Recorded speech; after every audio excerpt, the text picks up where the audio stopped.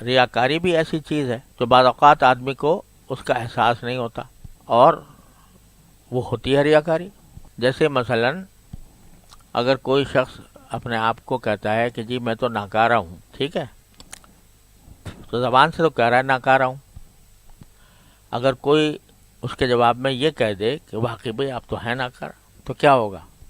وہ اگر کوئی آدمی اس کی تصدیق کر دے اور کہے کہ بھائی آپ نے بالکل صحیح بات فرمائی، آپ واقعی ناکارہ ہیں، تو کیا گزرے گی دل پہ؟ اس سے پتہ چلا کہ ناکارہ جو کہہ رہا ہے وہ ویسے ہی دکھاوے کو کہہ رہا ہے، یہ اس لیے کہہ رہا ہے کہ تاکہ لوگ مجھے متواضع سمجھیں۔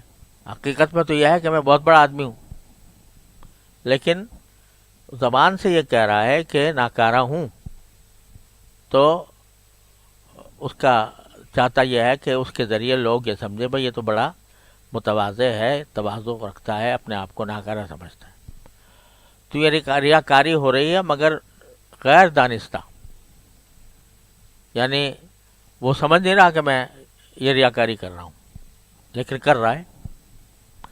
تو اس لیے اصل جو تصوف کا اور طریقت کا اور کسی شیخ کی طرف رجوع کا جو اصل مقصود ہے، وہ ہے ان باطنی جو فضائل ہیں ان کا حصول، اور باطنی جو رذائل ہیں یعنی بیماریاں ہیں ان کا علاج۔ اب سب سے بڑی چیز جو ہے نا دین میں، باطنی صفات میں، وہ اخلاص ہے کہ جو کام کرے آدمی اللہ جل جلالہ کے لیے کرے۔ تو اس کو حاصل کرنا ہے، واجب ہے، فرض ہے، ایسے ہی فرض ہے جیسے نماز فرض ہے، اخلاص کا حصول بھی ایسے ہی فرض ہے۔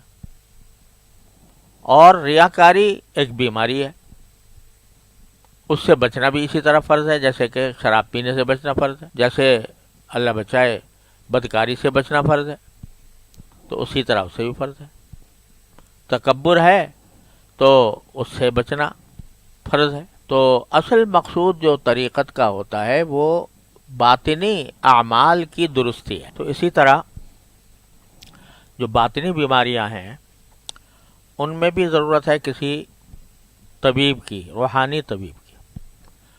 روحانی طبیب آج کل کہہ دیتے ہیں تعویذ گنڈا کرنے والوں کو۔ تو وہ میں پچھلی مرتبہ عرض کیا تھا کہ وہ کوئی روحانی طب نہیں ہے۔